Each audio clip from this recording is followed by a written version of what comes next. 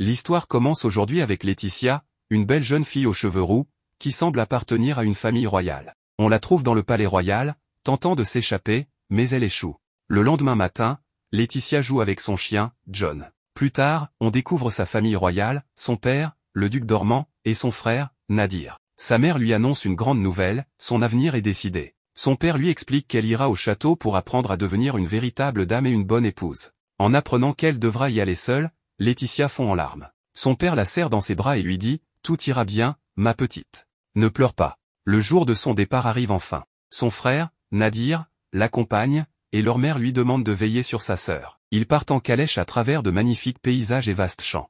À leur arrivée, son frère l'aide à descendre de la voiture et ils entrent dans le grand château. Laetitia fait la connaissance de son professeur, Layla, qui commence immédiatement à lui enseigner les bonnes manières, parler poliment, saluer correctement et maintenir une posture droite. Layla se présente, et lorsque Laetitia essaie de répéter ce qu'elle a dit, sa voix est faible et elle trébuche sur ses mots. Layla lui fait répéter la phrase plusieurs fois, jusqu'à ce qu'elle puisse la dire plus rapidement et clairement, allant même jusqu'à la menacer avec un bâton, ce qui effraie Laetitia et la fait pleurer. Plus tard, dans sa chambre, son frère lui conseille d'écouter et de suivre les leçons, lui assurant que ce sera difficile au début, mais qu'avec le temps, cela deviendra plus facile. Laetitia, toutefois, exprime son désir de rentrer chez elle et envisage de s'échapper. Son frère l'avertit que toute tentative de fuite entraînera des mesures plus strictes et une surveillance spéciale. Il appelle ensuite Lily, la nouvelle servante de Laetitia, qui sera à son service à compter de ce jour.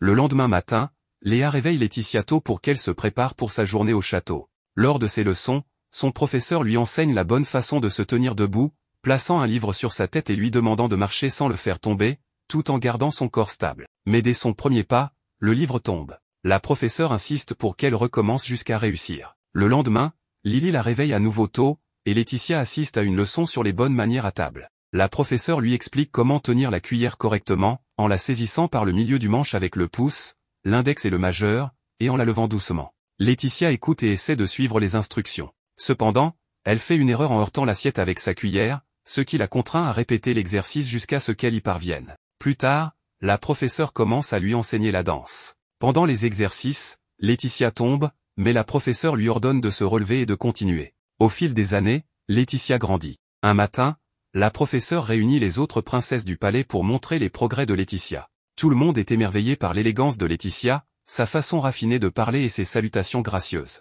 Après cette démonstration, Laetitia passe à son cours d'histoire. Lorsque Laetitia atteint l'âge de 17 ans, l'heure de ses fiançailles avec le prince Clark arrive. Une grande fête de fiançailles est organisée, et Laetitia porte une robe magnifique, plus belle que jamais. Tous sont captivés par son apparence. Cependant, en s'approchant du prince Clark, Laetitia remarque une autre fille à ses côtés, Brianna. Clark informe Laetitia qu'il ne pourra pas l'accompagner aujourd'hui. Laetitia comprend rapidement que Brianna est sa compagne et que ses fiançailles avec Clark sont en réalité annulées. Les invités, stupéfaits, imaginent que Laetitia doit être dévastée. Mais, à leur grande surprise, elle se met à rire. Laetitia n'a jamais voulu être fiancée au prince Clark. Elle s'approche ensuite de son frère Nadir et lui rappelle sa promesse. Un flashback montre Laetitia demandant à Nadir de trouver un moyen d'annuler ses fiançailles. Nadir lui répond que c'est impossible et qu'elle doit se concentrer sur ses leçons royales pour ne pas déshonorer leur famille. Laetitia insiste en expliquant que si Clark tombe amoureux d'une autre femme, elle aura une raison d'annuler les fiançailles. Nadir rétorque que cela n'arrivera jamais,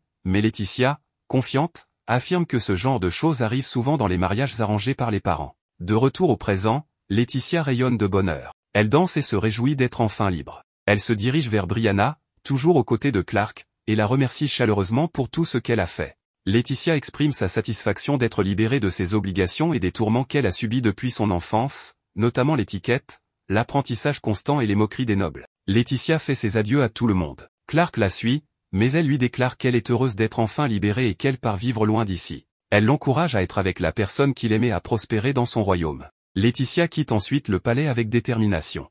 En arrivant, elle informe Lila qu'elles vont partir pour trouver un endroit inconnu où elles pourront être heureuses. Laetitia se réjouit que ses fiançailles soient annulées et exprime son soulagement de ne plus avoir à supporter les critiques et les contraintes liées à sa position. Nadir arrive, contrarié par l'annulation des fiançailles, mais Laetitia lui lance ironiquement de trouver un autre moyen de se rapprocher de la famille royale. Nadir propose d'aller au village d'Alberta, un domaine rural entouré de rivières et de forêts. Enthousiasmée, Laetitia accepte immédiatement et décide de s'y installer dès le lendemain. Elle demande à Lila de l'accompagner, ce que celle-ci accepte avec joie. Laetitia est aux anges, prête à commencer une nouvelle vie. tôt le matin au château, où Catherine et Isabella prennent leur petit déjeuner dans le jardin. Toutes deux semblent tristes, car Laetitia a quitté le château. Elle pensait que Laetitia était un parfait parti pour Clark. Sébastien arrive pour les informer que la reine Laura exige des explications sur les événements du bal de la veille. Laetitia, dans la forêt avec Lily, s'amuse et profite de sa liberté retrouvée. Laetitia partage son intention de s'arrêter sur la place du village avant de pêcher dans le lac voisin.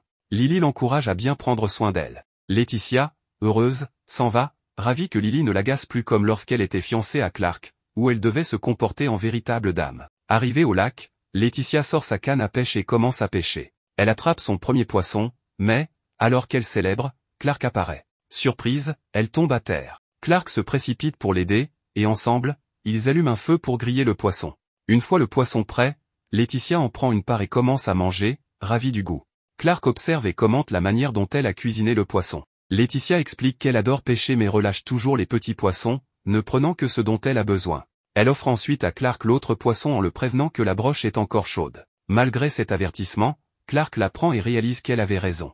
Il mange tout de même le poisson, en appréciant sa fraîcheur et son goût délicieux. Clark demande pourquoi les repas du château sont toujours froids. Laetitia répond que la famille royale évite de se brûler la langue. Après avoir fini leur repas, ils continuent leur promenade dans la forêt. Plus tard, Laetitia rend visite à un marchand de poissons et lui donne sa prise. Le marchand la remercie, et Laetitia, souriante, lui raconte qu'elle a utilisé une nouvelle technique pour attraper ce poisson. Cette scène illustre la liberté et la joie nouvelle de Laetitia, qui découvre la vie au-delà des contraintes du château. En se promenant dans le village, Laetitia distribue les poissons qu'elle a pêchés aux villageois. Tous l'adorent et cherchent souvent ses conseils. Pendant ce temps, Clark est assis dans une boutique locale. Le commerçant lui fait remarquer que le village est devenu plus vivant depuis l'arrivée de Laetitia, apprécié pour son égalité de traitement envers tous. Entendant cela, Clark décide de tout faire pour la rendre heureuse. Laetitia repart avec Clark, portant son matériel de pêche et d'autres sacs. Clark propose de l'aider, mais elle refuse, affirmant qu'elle ne laisserait jamais quelqu'un d'autre porter son précieux équipement. Elle avoue qu'elle n'a jamais été faite pour être princesse, préférant courir, grimper aux arbres et pêcher, des activités qui la remplissent de joie. En marchant, Clark remarque des chevaux paissant non loin. Laetitia explique qu'ils appartiennent aux villageois et que l'herbe riche et nutritive des pâturages les rend forts et en bonne santé. Elle partage son rêve de vivre à la campagne et d'en apprendre davantage sur la vie rurale. Un magnifique cheval blanc s'approche alors d'eux, intrigué par Clark. Laetitia explique que ce cheval est toujours curieux des étrangers, et Clark, émerveillé, avoue n'avoir jamais vu un cheval aussi magnifique. Laetitia rit doucement et avoue qu'elle n'avait jamais vraiment prêté attention au prince auparavant. Avec un ton joueur, elle remarque qu'il est très beau, comme on peut l'attendre d'un prince. Clark sourit et lui demande ce qui l'a amené dans ce village. Laetitia, un peu déconcertée, lui retourne la question en lui demandant pourquoi il est là alors qu'il est si occupé avec ses responsabilités royales. Clark répond qu'il avait besoin de prendre l'air et que venir dans ce village lui a permis de voir une autre facette d'elle. Il mentionne l'avoir vue en colère, sérieuse et souriante, et ajoute qu'elle n'a pas changé depuis l'époque où ils étaient fiancés. Il lui annonce qu'il reviendra bientôt pour elle avant de partir. Dès qu'il disparaît, le visage de Laetitia devient rouge de frustration, et elle crie de colère face à son audace et à ses déclarations. Malgré sa fureur, ses sentiments restent confus, et elle réfléchit à ses paroles. De retour au château, Laetitia, visiblement frustrée, est abordée par Lily qui lui demande pourquoi elle crie ainsi. Laetitia, exaspérée, propose de fuir le château. Lily, surprise, lui répond que ce n'est pas possible car son frère Nadir est venu la voir. À contre-cœur, Laetitia va rencontrer son frère et l'affronte immédiatement, lui reprochant de ne pas avoir annulé ses fiançailles.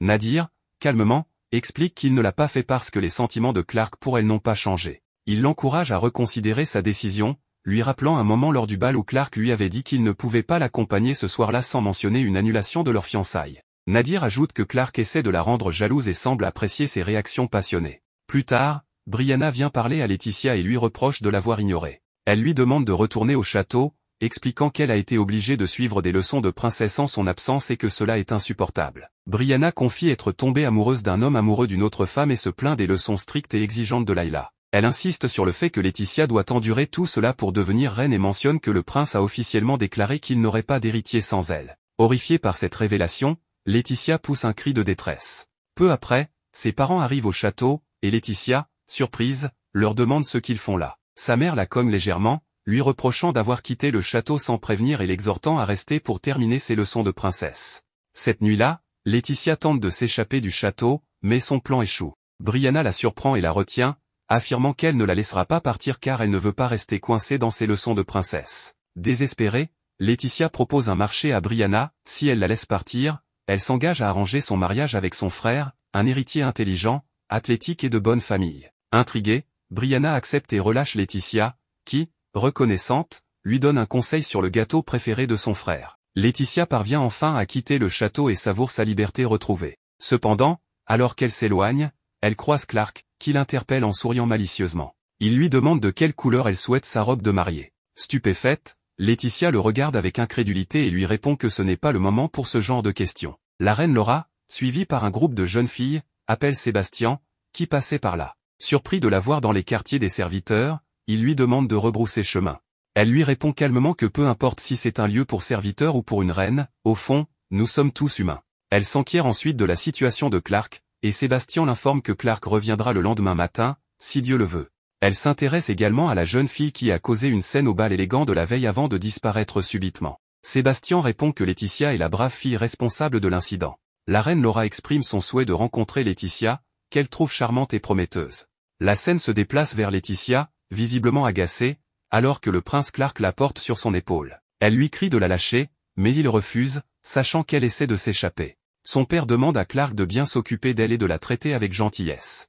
À ce moment, Nadir arrive pour informer Clark que la calèche est prête. Laetitia, contrariée, lui rappelle sa promesse, mais Nadir l'ignore complètement et discute avec Clark du plan qu'ils ont élaboré la nuit précédente. À l'approche du mariage, Laetitia remarque que personne ne lui parle, même pas sa servante Lily, qui lui souhaite seulement tout le bonheur du monde. Se sentant impuissante, Laetitia hurle, mais il est déjà trop tard. Elle monte dans la calèche avec Clark, et tous deux partent. Laetitia, parlant à elle-même, déplore l'absence de sa servante Lily. Clark lui demande si elle le déteste pour l'avoir emmené ainsi. Elle répond qu'elle ne le déteste pas, mais qu'elle ne l'aime pas non plus. Clark, saisissant sa main, la fait hurler de protestation. Il lui déclare qu'il est heureux d'avoir enfin l'occasion de parler avec elle et lui avoue qu'il l'aime profondément et ne veut jamais être séparé d'elle. Lorsqu'il tente de l'embrasser, elle le repousse violemment, le frappant contre le côté de la calèche. Il rit et sourit malgré tout, tandis qu'elle s'excuse pour sa réaction brutale. Clark lui répond que tout va bien et ajoute qu'ils ont encore un long chemin à parcourir. Le lendemain matin, Laetitia se réveille au son de Clark qui l'appelle. Ils sont enfin arrivés au château. Elle descend de la calèche et découvre avec émerveillement les écuries remplies d'ânes et de chevaux, ainsi qu'un étang où nagent des canards et des oies. Ravie, elle apprend de Clark qu'il a créé cet espace spécialement pour elle, ayant découvert son amour pour la nature. Il a même rempli l'étang de poissons pour qu'elle puisse s'adonner à la pêche à son gré. Bien qu'heureuse, Laetitia s'efforce de cacher son plaisir. Clark lui promet qu'après le mariage, sa vie sera encore meilleure. Il lui annonce aussi qu'il a fait annuler ses leçons de princesse, souhaitant qu'elle reste fidèle à elle-même. Il révèle que le roi, son père, lui a donné son aval en déclarant que s'il la voulait ainsi, il en serait ainsi, mais qu'il ne se marierait avec personne d'autre. Clark regarde Laetitia et lui dit qu'il veut qu'elle soit toujours à ses côtés, qu'elle ne s'enfuit jamais loin de lui. Clark propose à Laetitia de l'épouser, mais elle rejette fermement son offre. Il insiste, arguant que cet arrangement est bien meilleur que de se marier dans une famille moins prestigieuse, mais elle refuse à nouveau. Frustrée, Clark lui rappelle que, si elle ne l'épouse pas, sa famille finira par la contraindre à un mariage. Cependant, Laetitia reste inébranlable. Déterminée, Clark l'emmène dans son château et l'enferme dans une somptueuse chambre, lui demandant d'attendre pendant qu'il prépare la cérémonie de mariage. Furieuse, Laetitia tente d'ouvrir la porte, mais en vain. Épuisée, elle s'assied sur le canapé luxueux et observe la pièce. Malgré sa beauté, elle ne ressent aucune joie. Peu à peu, la fatigue l'envahit, et elle sombre dans un profond sommeil. Dans ses rêves, Laetitia s'imaginait en train de pêcher au lac avec sa canne à pêche. Soudain, Clark apparut au bout de la canne à pêche et lui demanda de l'épouser à nouveau. Effrayée, Laetitia s'enfuit, mais Clark la poursuivit partout où elle allait. Alors qu'elle est dos à la fontaine, une créature glauque ressemblant au prince apparut derrière et lui demanda de l'épouser, ce qui la réveilla en sursaut. Lorsqu'elle ouvrit les yeux, elle trouva une servante devant elle, lui annonçant que le petit déjeuner était prêt. Assise à la table, Laetitia fut émerveillée par la présentation des plats. La servante expliqua que le plat vedette était la spécialité du chef, des œufs brouillés accompagnés de croissants faits avec les meilleurs ingrédients. Laetitia trouva le repas délicieux et remercia la servante pour cette merveilleuse nourriture. Ensuite, la servante prépara un bain pour elle, coiffa ses cheveux et l'aida à se préparer. Lorsqu'il vint le moment de choisir une robe, la servante dévoila une collection de robes conçues spécialement pour Laetitia. Elle fut stupéfaite par leur beauté et choisit finalement l'une d'elles. Une fois qu'elle l'eut enfilée, elle parut éblouissante. Après avoir terminé ses préparatifs, la servante demanda la permission de partir, en précisant qu'elle reviendrait plus tard. Laetitia saisit cette occasion pour s'échapper. Elle courut rapidement hors de la chambre, désespérée de retrouver sa liberté. La servante appela les gardes, mais personne ne sembla l'entendre. Laetitia continua à courir jusqu'à ce qu'elle trouve une fenêtre, l'ouvrit et parvint à sortir du château. Cependant, lorsqu'elle atteignit le sol, elle découvrit Clark qui l'attendait. Sans hésiter, il la souleva sur son épaule, déterminé à la ramener au château. Il semblait qu'il avait encore plus de plans pour l'impressionner et la faire reconsidérer son désir de fuir. Laetitia retourna au château, déprimée, après l'échec de son plan de vivre une vie de liberté et de tranquillité. Assise dans sa chambre, elle réfléchit à sa situation, mangeant de délicieux plats, prenant des bains chauds aux arômes parfumés et portant des robes choisies par le prince Clark. Ses pensées furent interrompues lorsque la servante entra, lui proposant une boisson et s'excusant de l'avoir poussée plus tôt. La servante espérait que Laetitia n'avait pas été blessée, et au cours de leur conversation, Laetitia réalisa qu'elles avaient le même âge, la même taille et la même silhouette. La servante avertit Laetitia de ne pas faire quoi que ce soit d'inapproprié, ce à quoi Laetitia répondit par le silence, changeant de vêtements sans dire un mot. La servante devint suspicieuse et tenta de quitter la pièce, mais Laetitia la poursuivit, lui disant qu'il serait plus facile pour elle de laisser tomber. La servante cria et Clark entra dans la pièce. Elle l'informa que Laetitia essayait de lui prendre ses vêtements pour s'échapper. Clark demanda à Laetitia s'il pouvait parler en ami, mais Laetitia refusa, insistant pour s'échapper. Plus tard, Laetitia se retrouva allongée sur son lit, triste et perdue dans ses pensées. Soudain, Clark apparut et admira sa beauté délicate, la qualifiant de princesse parfaite pour lui. Laetitia détourna le regard, et la servante entra, commentant qu'il semblait qu'elle fût très heureuse. Laetitia la corrigea rapidement, répondant que Clark l'avait ramenée ici, l'avait enfermée et voulait la forcer à l'épouser. Il lui avait parlé de ses sentiments, mais il était mal de l'emprisonner sans tenir compte de ce qu'elle ressentait pour lui. La servante répondit que Clark avait essayé plusieurs façons de l'atteindre avant de s'excuser et de quitter la pièce. Plus tard dans la nuit, Laetitia regarda par la fenêtre et sourit en voyant la pleine lune, réalisant que c'était sa chance de s'échapper. Elle mit son plan à exécution et s'éclipsa dans la forêt. Cependant, alors qu'elle pensait être enfin libre, Clark attrapa sa main et l'arrêta. Il lui demanda si elle préférait un collier en diamant ou des perles pour assortir à sa robe de mariée. Laetitia lui lança un regard noir et répondit qu'elle ne pensait pas que ce fût le bon moment pour cela. Depuis la dernière évasion, où elle a cassé une fenêtre, Laetitia se retrouve maintenant dans une chambre avec des barreaux. Selon Maria, cette chambre était utilisée pour certains nobles soupçonnés de trahison envers la couronne. Donc, en gros, il la traite maintenant comme une traîtresse, ce qui n'est clairement pas le cas. C'était de sa faute, comme le dit Maria elle-même, pour avoir cassé une fenêtre et s'être échappée la fois précédente, ce qui rend les choses extrêmement difficiles. Maria lui dit qu'au moins personne n'est mort dans cette chambre, mais ce n'est pas tout. Brianna est aussi là, car le prince Clark la paye plutôt bien pour qu'elle tienne compagnie à Laetitia, afin qu'elle ne soit pas seule et qu'elle ait quelqu'un à qui parler. Laetitia pense qu'elle l'arnaque, mais Brianna lui dit de ne pas voir les choses ainsi, car dans ce monde, l'argent est sans aucun doute la chose la plus importante, et c'est ce que pense Brianna, et pas seulement elle, mais Maria aussi. En même temps, elle dit à Laetitia de s'y habituer, car tout le monde la voit déjà comme la fiancée et la future reine. Mais bien sûr, Laetitia répète qu'elle ne veut pas de ça, elle veut être libre. Ici, Brianna lui lit un livre, un roman d'amour qui circule dans le royaume, sur les horribles leçons que Laetitia doit endurer pour devenir une dame convenable, une princesse décente, tout ça par amour. Et bien sûr, elle est le personnage principal, et techniquement c'est un mensonge, mais Brianna a parlé de ces rumeurs parmi la noblesse et en dehors du château, selon lesquelles Laetitia a dû endurer des leçons plutôt tortueuses par amour. Donc, tout le monde en dehors du château veut qu'elle devienne reine, personne n'est contre elle, et n'importe qui verrait ça comme une bonne chose, sauf Laetitia, qui, encore une fois, ne veut pas être reine ni être avec le prince Clark. Mais personne ne semble la soutenir dans cette décision, et elle n'aime pas non plus qu'ils aient manipulé l'opinion publique. Brianna lui dit qu'il la considère maintenant comme une demoiselle capable de tout endurer par amour, et Maria soutient simplement tout ce que dit Brianna. Elle commence à prendre le thé, et Brianna réalise qu'elle ne pourrait jamais faire ce que fait Laetitia, car elle est une demoiselle très soignée dans tout ce qu'elle fait. Mais Laetitia lui dit que c'est normal, n'importe qui le serait après 10 ans de leçons. Elle veut simplement être libre pour tomber amoureuse pour de vrai, pas par la force. Brianna lui demande si elle sait même ce qu'est l'amour, et bien sûr, Laetitia ne le sait pas, mais peu importe. Elle veut être libre, et cela devrait suffire. Après ça, elle se détend un peu dans sa chambre, et son frère arrive pour lui dire de se comporter et de ne pas rester allongé sur les canapés.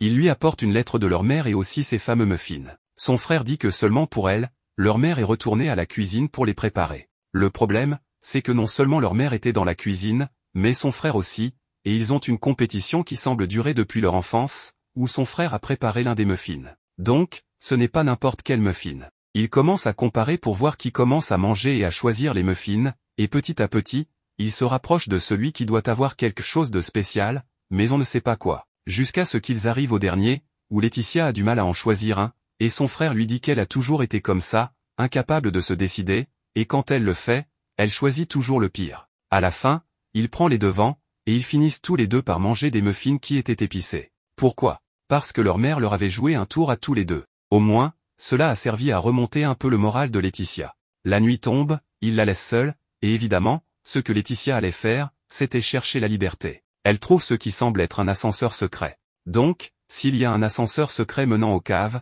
il doit y avoir un interrupteur pour l'activer, un mécanisme. Elle commence à chercher parmi les livres et tombe sur le journal personnel du prince Clark. Bien sûr, cela ne la concerne pas, mais évidemment, elle ne peut pas résister à la curiosité. Lorsqu'elle le prend, une trappe s'ouvre, révélant un passage secret derrière les livres. Elle lance le livre pour vérifier qu'il n'y a aucun piège, et soudain, les lumières s'allument. Il s'agit d'une pièce où se trouve le prince Clark. Il lui dit qu'il l'attendait, car il savait qu'à un moment donné, elle voudrait mieux le connaître. Il referme la trappe et reste avec Laetitia. Évidemment, Laetitia ne veut pas qu'il s'approche, car elle voit un lit et pense qu'il veut avoir des enfants avec elle, mais ce n'est pas du tout le cas. Il veut simplement être proche de sa fiancée, car son rêve est de se marier d'abord, puis d'envisager une famille et tout ce qui suit. Le problème, c'est que le prince est beaucoup trop affectueux.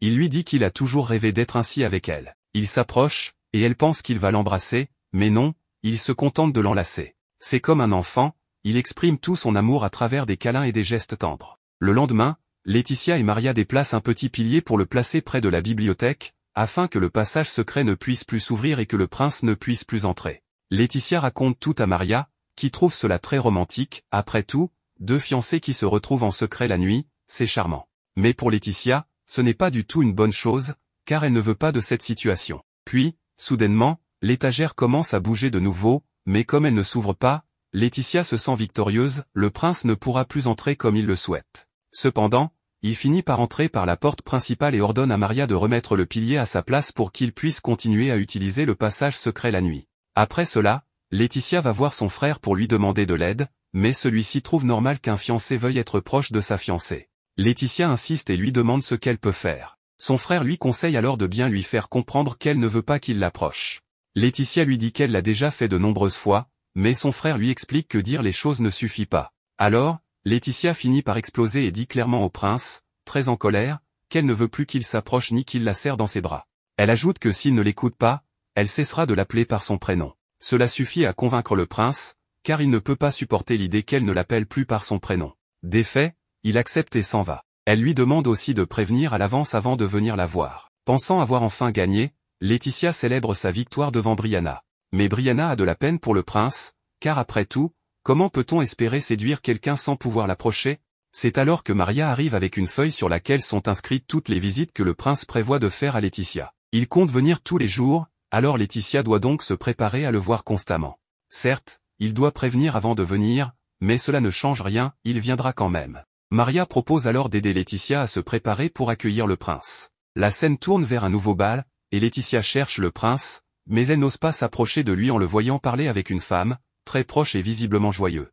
Laetitia sort alors, légèrement agacée, sur le balcon, clairement contrariée par leur proximité. Elle se sent mal, et quand il commence à pleuvoir, elle pense que le ciel pleure son chagrin. C'est à ce moment qu'elle est immédiatement kidnappée. Heureusement, avec son cri, le prince Clark remarque quelque chose. Laetitia est emmenée dans une calèche où elle entend des cris et des discussions. Lorsqu'on lui découvre la tête, les ravisseurs se rendent compte qu'elle n'est pas la personne qu'ils cherchaient. L'un d'eux est le troisième prince de Delbaran, nommé Louis Delbaran, accompagné de son serviteur, Lyle. C'est lui qui a enlevé Laetitia, mais il cherchait en réalité Maria, la servante de Laetitia. Il s'avère que le prince Louis rêve de revoir Maria, car elle appartenait autrefois à une famille noble, mais avec le temps, sa situation s'est dégradée et elle a disparu. Le prince se souvient des moments merveilleux passés avec Maria, dont il était éperdument amoureux, et il a appris qu'elle travaillait désormais comme servante au royaume d'Astarl, dans le palais du prince Clark. Les deux ravisseurs novices ne savent pas quoi faire de Laetitia, car elle se présente comme la fille d'un duc, et surtout, comme la fiancée du prince, donc la future reine, cela pourrait provoquer un incident diplomatique entre les royaumes. Ils envisagent alors de l'abandonner quelque part pour éviter les ennuis. Mais au final, Laetitia prétend détenir des informations sur Maria, retenant ainsi leur attention. Quand le prince Louis commence à parler de son amour pour Maria, Laetitia, grâce à son pouvoir de briser le quatrième mur, fait avancer le dialogue. Tous trois finissent par manger dans une auberge, où on leur sert du poisson, une nourriture que le prince Louis n'a jamais vue ni goûtée auparavant. Il ne la trouve pas très appétissante, car c'est de la nourriture de roturier. Son serviteur explique à Laetitia que le prince ne connaît rien du monde extérieur. Les deux hommes passent leur temps à se disputer, mais semblent malgré tout assez proches. Laetitia propose alors un plan, il pourrait l'emmener au royaume de Delbaran, lui donner des terres et de l'argent pour qu'elle puisse vivre comme une simple vassale. De cette manière, il n'aurait pas de problème avec le royaume d'Astarl. Mais eux aussi ont un plan, ils veulent échanger Laetitia contre Maria. Ils doivent donc trouver un accord pour que tout se passe bien. Laetitia voit cela comme une chance unique de quitter le royaume et d'être libre. En arrivant à l'auberge, il ne trouve que deux chambres. L'une est attribuée au prince, l'autre à Laetitia, car elle est la fiancée d'un prince. Quant à Lyle, il doit dormir dehors. Évidemment, Laetitia ne compte pas vraiment aller au bout de ce plan. Rien ne lui garantit que les ravisseurs tiendront parole une fois à Delbaran. Elle décide donc de s'enfuir à nouveau, savourant déjà sa liberté. Mais à ce moment-là, elle entend des cris dans le couloir. C'est Lyle, qui implore la clémence, car le prince Clark vient d'arriver avec ses hommes, prêt à retrouver Laetitia. Clark n'est clairement pas content en découvrant que Laetitia a passé la journée avec d'autres hommes, et encore moins en apprenant qu'ils partageaient une chambre. Même après les explications de Laetitia sur son enlèvement, ni Lyle ni Louis ne confirment l'histoire, préférant prétendre qu'ils sont simplement devenus amis pour éviter les ennuis. Les disputes éclatent, mettant l'auberge sens dessus dessous. Mais heureusement, Nadir intervient et tente d'arranger les choses en expliquant que le prince Louis voulait simplement se promener avec sa sœur Laetitia. Il demande à Clark s'il est d'accord avec cette version, et bien sûr, Clark accepte à contre-cœur. Finalement, Nadir renvoie Louis et son serviteur dans leur chambre, et nous retrouvons Laetitia seule avec Clark. Clark finit par lui avouer que ce qui le dérange le plus, ce n'est pas tant l'incident, mais le fait qu'elle soit si proche d'autres hommes. Il est vraiment inquiet pour elle et la prend dans ses bras, lui rappelant que, malgré tout, elle a bel et bien été enlevée. Ensuite, il lui propose de rentrer immédiatement au château en calèche, assurant qu'ils y arriveront au matin. Laetitia semble hésiter mais décide finalement de s'échapper à nouveau. Malheureusement pour elle, son frère l'intercepte en la qualifiant de trop prévisible. De toute façon, elle n'a nulle part où aller, toute la ville est bouclée. Désespérée, Laetitia lui demande pourquoi il ne la laisse pas partir, pourquoi il l'empêche d'être libre. Nadir lui répond alors que Clark est un homme bien, qu'il aime sincèrement et est prêt à tout accepter tant qu'elle reste à ses côtés. Il la supplie de faire cet effort pour lui, car il veut simplement qu'elle soit heureuse avec le bon époux. Et bien sûr, Laetitia comme nous tous, voit cela comme un pur chantage émotionnel. Après tout, si elle veut être libre, elle devrait pouvoir l'être. Mais comme nous sommes dans un univers médiéval, les choses sont différentes. D'un point de vue réaliste, rester avec Clark est peut-être sa meilleure option, elle deviendrait reine et pourrait vivre comme elle l'entend, puisque le prince lui a déjà promis qu'elle aurait toute liberté tant qu'elle reste à ses côtés. Le lendemain, Laetitia est ramenée au palais. Maria, qui était morte d'inquiétude, est soulagée jusqu'à ce qu'elle aperçoive le prince Louis. Ce dernier l'aborde en souriant, lui annonçant qu'il va désormais passer plus de temps avec elle, puisqu'il a intégré un programme d'échange et va rester un moment au royaume d'Astarl. Maria, bien sûr, panique et tente de s'échapper, mais elle est sauvée in extremis par Nadir, qui détourne l'attention de Louis en lui montrant ses nouveaux appartements. De son côté, Laetitia cherche Clark, mais ne le trouve pas. C'est Brianna qui finit par tomber sur lui et dans une situation plus que suspecte. Il est une nouvelle fois avec cette mystérieuse femme du bal, celle qui avait déjà rendu Laetitia jalouse, et ils sont plus proches que jamais. Brianna hésite, doit-elle en parler à Laetitia? Rappelons que son travail consiste à surveiller Laetitia pour le compte du prince. Mais cette révélation risque de compliquer encore plus les choses. Laetitia a une réunion avec une dame très ostentatoire, plusieurs jeunes filles et un bébé. Cette dame n'est autre que la reine Laura, la mère de Clark. Le bébé est le deuxième prince, Mathias, qui semble beaucoup apprécier Laetitia. À un moment donné, la reine demande à Laetitia si elle tient à Mathias. Elle répond que oui, car elle adore ses grosses joues. Mathias essaie alors de lui donner un tendre baiser, mais Clark, dans un nouvel élan de psychopathie, attrape le bébé et le réprimande. Effrayé, Mathias tente de se défendre, mais c'est inutile. Clark le jette sur un autre canapé avant de s'asseoir à côté de Laetitia. Comme si ce n'était pas déjà assez dérangeant, il dit ensuite à Laetitia qu'il a lui aussi de grosses joues et lui demande de le dorloter comme un bébé. Ce type commence vraiment à me dégoûter. Dans sa chambre, Brianna demande à Laetitia si elle veut avoir des enfants avec le prince. Laetitia la stoppe net et lui demande pourquoi elle pose ce genre de questions. Elle lui dit de parler de ça en privé, car Louis et Lyle sont également dans la pièce. Lyle mentionne que Laetitia s'y oppose, mais qu'elle serait d'accord si le prince avait fait les choses dans l'ordre. Laetitia tente de nier, mais Louis intervient et dit que son désir est assez évident. Brianna se rappelle qu'elle a vu le prince très proche d'une autre femme dans l'épisode précédent. Laetitia remarque qu'il y a quelque chose qui tracasse Brianna et lui demande ce qui ne va pas, mais celle-ci garde l'information pour plus tard. Louis, quant à lui, commence à se montrer insistant avec la servante, l'invitant à sortir et tout. Mais Maria lui dit clairement qu'elle n'est pas intéressée. Le prince insiste encore, ce qui pousse Laetitia à intervenir pour qu'il se calme. Laetitia demande à Brianna d'intervenir, mais celle-ci est encore préoccupée par la tromperie du prince. Il est évident que quelque chose la dérange. Milady demande alors à Brianna ce qui la tracasse. Laetitia demande alors à Brianna ce qui la tracasse. Brianna lui demande comment se passe sa relation avec le prince, car il y a quelques jours, elle l'a vu flirter avec une très belle femme. À cette révélation, tout le monde dans la pièce reste choqué par ce nouveau ragot. Maria demande à Brianna à quel point elle est sûre de ce qu'elle dit. Cette dernière avoue qu'elle ne les a vus que brièvement, mais qu'ils avaient l'air très proches. Laetitia explose. Comment ne pas être furieuse?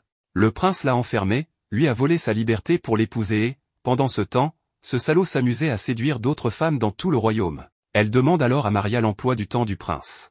Maria lui répond qu'il est libre aujourd'hui. La dernière fois que Laetitia l'a vu, c'était quand il jouait au bébé, et elle est encore plus en colère en repensant à son culot de lui demander plus d'attention. Elle sait qu'elle n'a pas d'autre choix, elle devra affronter sa mère. Louis et Laël sont choqués par la tournure des événements et s'attendent à une confrontation explosive. Maria se place devant la porte pour empêcher Laetitia de sortir, mais Laetitia a une idée. Elle lui dit, alors, va voir toi-même ce qui se passe. Elle propose ensuite à Brianna d'y aller, mais cette dernière refuse, affirmant que ce n'est pas son travail. Laetitia lui offre alors le double de son salaire habituel pour s'occuper d'elle. Brianna, intéressée, accepte l'offre et part avec Maria, Laël et Louis, ces deux derniers étant surtout motivés par le désir de connaître les potins. Si Clark est pris en faute, Louis pourrait en profiter pour améliorer son image auprès de Maria.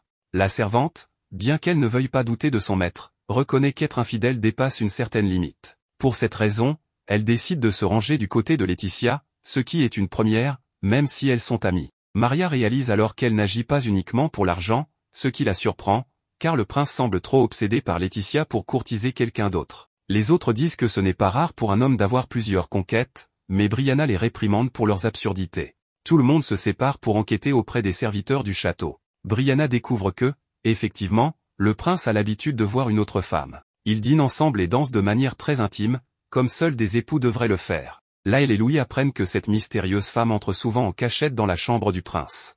Maria, de son côté, découvre auprès de ses collègues que cette femme cherche clairement à séduire le prince, et que ce dernier ne fait rien pour l'en empêcher, au contraire, il en profite pleinement. Laetitia, de plus en plus énervée, se sent oppressée dans sa chambre. Dans un excès de colère, elle frappe le mur du pied et se blesse. Maria est de l'autre côté de la porte, prête à lui révéler ce qu'elle a découvert. Mais en se remémorant son arrivée au château, elle hésite. Elle se souvient que Sébastien lui avait dit que les tests pour travailler au château étaient très difficiles, mais que le prince, étant si gentil et parce qu'elle venait d'une famille noble, avait fait une exception pour elle. Il lui avait même offert une cloche en or et lui avait dit que si Laetitia avait besoin de quelque chose, elle n'aurait qu'à la sonner. Finalement, Maria décide d'entrer dans la chambre. En la voyant, Laetitia se précipite pour la prendre dans ses bras. Elle lui dit qu'elle s'est sentie très seule et qu'elle lui a beaucoup manqué. Maria lui explique qu'elle travaille certes pour le prince Clark et doit donc lui être loyale, mais elle souhaite aussi que son engagement avec Laetitia soit le plus heureux possible. Elle lui révèle alors tout ce qui se dit au sujet du prince Clark et de cette femme mystérieuse. Avec Brianna, elles élaborent un plan pour que Laetitia puisse confronter le prince Clark. Elles apprennent qu'il a pris un carrosse avec cette femme pour se rendre en ville. Elles aident donc Laetitia à se changer avant qu'elle parte avec Brianna pour obtenir des explications de Clark et voir s'il la trompe réellement. Arrivée en ville, Brianna est distraite par les boutiques et veut faire des achats, mais Laetitia lui rappelle leur mission. Elles finissent par apercevoir le prince Clark avec cette femme. Ils ne semblent pas particulièrement proches, mais elles doivent creuser davantage. Clark et cette femme entrent alors dans un établissement réservé aux hommes, ce qui surprend Brianna. À l'intérieur, Brianna encourage Laetitia à aller demander des explications à Clark. Laetitia, n'ayant plus d'autre choix, exige du prince qu'il lui dise ce qu'il fait là avec cette femme et quelles sont ses intentions. Clark ne répond pas immédiatement et lui rappelle qu'elle ne devrait même pas être sortie, car il ne lui en avait pas donné l'autorisation. Laetitia continue alors à l'accuser de la tromper tout en l'empêchant de quitter sa chambre, tandis que Brianna l'encourage à aller jusqu'au bout. Mais la situation prend une tournure inattendue lorsque la femme se présente. En réalité, ce n'est pas une femme, mais le duc Nil de Delbaran, l'oncle de Louis. Il aime s'habiller en femme car il est narcissique et pense que cela met mieux en valeur son charme. Laetitia est stupéfaite en apprenant cela. Le duc Nil accompagnait simplement Clark pour une visite politique. Brianna et Laetitia, bien que pas totalement humiliées, se sentent très embarrassées par leur méprise. Laetitia s'excuse alors auprès du duc et du prince Clark. Avant de partir, le duc suggère que Clark et Laetitia profitent de l'occasion pour avoir un rendez-vous, car ils n'en ont pas souvent le temps. Il emmène aussi Brianna pour les laisser seuls. Laetitia s'excuse encore pour ses accusations, mais Clark en profite pour lui proposer une sortie secrète. Ils se promènent ainsi ensemble en ville. Pour la première fois de sa vie, le prince Clark achète quelque chose avec son propre argent, lui qui a toujours été servi. Ils partagent une boisson, et réalisent ensuite qu'ils ont eu un baiser indirect. Clark est si heureux et gêné qu'il décide de garder la bouteille en souvenir de leur premier rendez-vous, ce qui met Laetitia mal à l'aise. Assis sur un banc, ils discutent de la volonté du prince de protéger son peuple. Laetitia le voit alors sous un autre jour. Clark lui offre un cadeau, une boîte musicale représentant un animal fidèle typique de Delbaran, qui est généralement offert aux personnes les plus chères. Laetitia adore ce cadeau. Clark lui confie que cet animal lui rappelle son regard rempli d'amour, de tendresse et de compassion. Les deux sont heureux, mais Laetitia admet qu'elle n'est pas encore totalement habituée à l'idée de ce mariage et qu'elle tentera probablement encore de s'enfuir. Clark lui répond que cela ne le dérange pas, car il ira toujours la chercher, où qu'elle soit. Pendant ce temps, Brianna, Louis et le duc Neil observent toute la scène de loin. Ils se réjouissent de voir que le couple a franchi une première étape dans sa relation. Brianna s'amuse beaucoup avec le duc Neil, qui est un personnage excentrique et drôle. Pendant la nuit, Louis souhaite rendre visite à Maria, mais là il lui rappelle qu'il est déjà très tard et qu'elle doit sûrement dormir. Louis insiste, expliquant qu'il lui apporte ses sucreries préférées et espère qu'elle le verra d'un œil si romantique qu'elle lui dira qu'il est son âme sœur. Là il rétorque qu'il risque d'avoir des ennuis s'ils sont surpris, mais Louis lui assure que personne ne les verra. Soudain, une voix résonne dans le couloir, les effrayant. Là il panique et affirme qu'un fantôme est présent, suggérant de partir immédiatement. Louis se moque de lui et lui demande plutôt de vérifier si les sucreries sont en bon état, car il ne veut pas les offrir abîmées. Là il les examine et les trouve parfaites, si parfaites qu'il en a presque envie. Mais soudain, il les fait tomber. Louis s'énerve, tandis que Lyle, effrayé, fixe un point dans le couloir. La bougie qu'il tient s'éteint brusquement, et lorsqu'il se retourne, il aperçoit un spectre malicieux qui leur réclame un bonbon. Plus tard, Lyle est retrouvé paralysé de peur. Il semble que le fantôme ait capturé Louis. Cette situation enthousiasme Laetitia, qui a toujours rêvé de capturer un fantôme pour l'apprivoiser. Cependant, Brianna affirme que ce ne sont que des histoires et que seul un idiot y croirait. Pourtant, il est évident qu'elle est terrifiée elle aussi. Laetitia propose d'aller chercher le prince, prétendant être inquiète pour lui, alors qu'elle veut surtout voir le fantôme. Tout le groupe se rend dans le couloir où les sucreries sont éparpillées au sol. Brianna tente de rassurer tout le monde, affirmant qu'il s'agit d'un simple malentendu et qu'il ferait mieux de retourner se coucher. Malgré tout, là elle semble paniqué et inquiet pour Louis, au point que Maria doit le consoler. Un bruit étrange résonne alors dans le couloir, effrayant tout le monde, surtout Brianna. Nadir attrape Brianna par la main et propose que le groupe se sépare pour chercher des indices. Il part explorer l'étage inférieur avec Brianna, tandis que Laetitia et Clark montent au niveau supérieur. Laetitia demande alors à Maria de raccompagner Lyle dans sa chambre. Pendant leur recherche, Clark raconte à Laetitia la fois où il a vu une femme fantôme. Il parle aussi de certaines disparitions nocturnes parmi les nobles et du fait que ses parents lui ont interdit de sortir seul de sa chambre la nuit, de peur de le voir décapité. En entendant cela, le prince tombe malade pendant 3 jours. Il ne sait pas si cette légende est vraie, mais il est certain que plusieurs nobles ont disparu. Brianna et Nadir fouillent une cave lugubre à la recherche du prince. Brianna éclaire les étagères avec sa lampe et aperçoit soudain un visage spectral. Paniquée, elle tombe en arrière, mais Nadir la laisse pour rattraper rapidement la lampe. Brianna, assise au sol, affirme avoir vu quelqu'un derrière les étagères et demande à Nadir d'aller vérifier. Celui-ci ne la croit pas, mais elle insiste jusqu'à le convaincre. Pendant ce temps, le prince Clark et Laetitia poursuivent leurs recherches. Laetitia observe le jardin par la fenêtre et aperçoit une silhouette immobile. Il appelle Clark, mais quand ce dernier regarde, la silhouette a disparu. L'inquiétude grandit, et ils avancent désormais avec plus de prudence. Dans la cave, Nadir explore l'endroit indiqué par Brianna et confirme qu'il n'y a rien. Il suppose que le prince Louis leur a simplement fait une blague. Cependant, il remarque un détail étrange et s'approche pour examiner. Soudain, un petit fantôme surgit devant lui. Nadir hurle et laisse tomber la lampe. Brianna lui demande s'il va bien, mais elle le voit alors flotter dans les airs, ses articulations manipulées par des fils invisibles, comme une marionnette. Nadir disparaît, condamné à jamais. Dans une autre pièce, Neil dort profondément. Lorsqu'il se réveille et réalise qu'il s'est assoupi, il panique et se précipite hors du lit. Brianna, courant dans un couloir obscur, hésite à y entrer mais n'a pas d'autre choix. Alors qu'elle avance, elle déclenche un piège, un cercueil hérissé de pointes tombe devant elle. Brianna fait demi-tour et s'enfuit, mais le cercueil la poursuit jusqu'à l'engloutir. Brianna disparaît à son tour, oubliée par tous. De leur côté, Maria et Lyle croisent Laetitia et Clark, qui leur demandent ce qui se passe. Neil les conduit alors à un endroit spécifique du château, expliquant qu'il en a rêvé. Laetitia lui demande si le prince est au bout des escaliers. Neil n'en est pas certain, mais il suppose que le message des Miro est lié à cela. Laetitia ne comprend pas, et Neil explique qu'il peut communiquer avec cette mystérieuse entité. Il monte les escaliers et arrive à une intersection. Pour être plus efficace dans les recherches, Neil propose alors de se séparer. Laetitia et Clark empruntent l'un des passages secrets. Clark avoue qu'il ignorait leur existence, car ni lui ni sa famille ne s'y aventurent. Soudain, un cri de Maria retentit. Ils accourent pour voir ce qui se passe et constatent qu'ils ont évité un piège de justesse. Maria tente de s'enfuir, mais des bras spectraux surgissent, l'attrapent et l'entraînent dans un tableau sombre, ne laissant derrière elle qu'un unique vestige, son soulier. En arrivant dans la chambre, ils trouvent la chaussure de Maria, mais le tableau a disparu. Puis, ils entendent le cri du duc et courent voir s'ils peuvent le sauver. Neil tente de se défendre, mais quelque chose d'invisible l'attrape par les jambes et l'entraîne dans un passage secret dissimulé dans le mur. Laetitia et Clark atteignent le sommet de l'escalier, mais il est vide. Clark trouve le bâton de Neil, mais rien d'autre. Laetitia sent alors un courant d'air contre le mur. Clark la félicite pour son talent à trouver des passages secrets, sauf que c'est la première fois qu'elle en découvre un. Laetitia cherche un interrupteur pour ouvrir le mur et conseille à Clark de bouger avec précaution, car il pourrait activer un piège.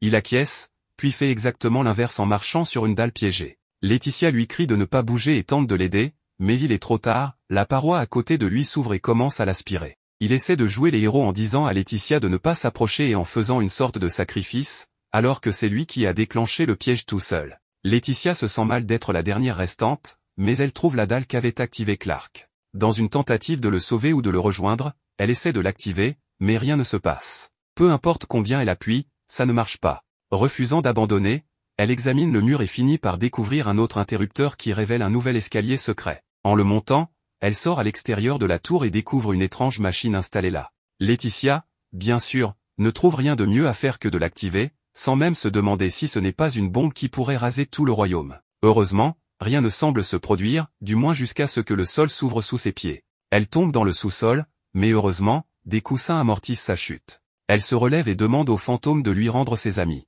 C'est alors qu'il apparaît devant elle. Terrifiée, elle ferme les yeux et agite frénétiquement le bâton de Neil pour se défendre. Mais elle entend soudain la voix de Brianna qui l'appelle. Les lumières s'allument. Laetitia ouvre les yeux et voit Brianna, en train de porter un horrible masque de soins pour le visage. Elle lui demande si elle va bien et où ils sont. C'est alors que la reine apparaît, elle aussi avec un masque sur le visage, et lui souhaite la bienvenue. Elle se moque gentiment de Laetitia pour avoir exigé que le fantôme lui rende ses amis. Elle lui rend Maria, ainsi que Neil. Tous sont occupés à se détendre, Nadir reçoit un massage étrange qui lui remet les articulations en place grâce à ses fils, ce qui l'aide pour ses douleurs de dos. Laetitia demande ce qu'est cet endroit, et Nadir lui explique que tout le château est relié par des passages secrets. Ceux qui tombent dans les pièges finissent ici. La reine a décidé d'aménager cette pièce à son goût, au cas où elle tomberait elle-même dans un piège un jour. Même le prince Louis est là, en train de prendre un bain dans une salle séparée. Laetitia fulmine en réalisant qu'elle s'est donné tant de mal pour sauver ce gosse, alors qu'il n'était même pas en danger. La reine s'excuse de les avoir effrayés et explique qu'elle avait trouvé les bonbons si délicieux qu'elle n'a pas pu s'empêcher d'en piquer un. En les voyant fuir, Louis a activé un piège par accident. Mais alors, Laetitia se demande, si tout ça n'était qu'un malentendu, qui était le fantôme qu'elle a vu? Elle demande à la reine si c'était elle, mais doute qu'elle puisse faire une apparition aussi terrifiante. C'est alors qu'un autre piège s'active et que quelqu'un chute par un conduit d'aération. Les lumières s'éteignent un instant, semant la panique. Mais ce n'est pas un fantôme, c'est juste Lily, qui demande pourquoi il y a autant de grabuges dans le château. Il s'avère quelle était la mystérieuse silhouette aperçue dans le jardin. En voyant la lumière, elle s'était approchée, mais en reconnaissant Laetitia, elle a cru qu'elle tentait de s'enfuir encore une fois. Elle lui a fait signe d'arrêter, mais en la voyant avec le prince, elle s'est inquiétée et a décidé d'entrer, pour finalement tomber dans un piège et atterrir ici. Lily annonce alors qu'à partir de ce jour, elle reviendra officiellement au service de Laetitia. Pendant ce temps, Louis sort de son bain et leur demande de garder le silence. Cela énerve Brianna, qui se rappelle encore tout ce qu'ils ont fait pour le sauver. Laetitia envoie Lily pour calmer la situation, et la reine en profite pour lui offrir un cadeau, une carte contenant tous les passages secrets du château. Elle explique qu'elle l'utilisait dans sa jeunesse pour s'éclipser en douce. De retour dans la chambre de Laetitia, là elle s'est endormie après avoir englouti plusieurs sucreries. À côté de lui, un vrai fantôme apparaît enfin, et s'empare discrètement d'un des bonbons. Quelques années auparavant, le prince Clark parcourait les couloirs du palais pour échapper aux leçons matinales. Sébastien courait après lui, le pauvre vieillard était déjà épuisé à cette époque. Il appelait le prince Clark Altesse, mais ce dernier détestait être appelé ainsi.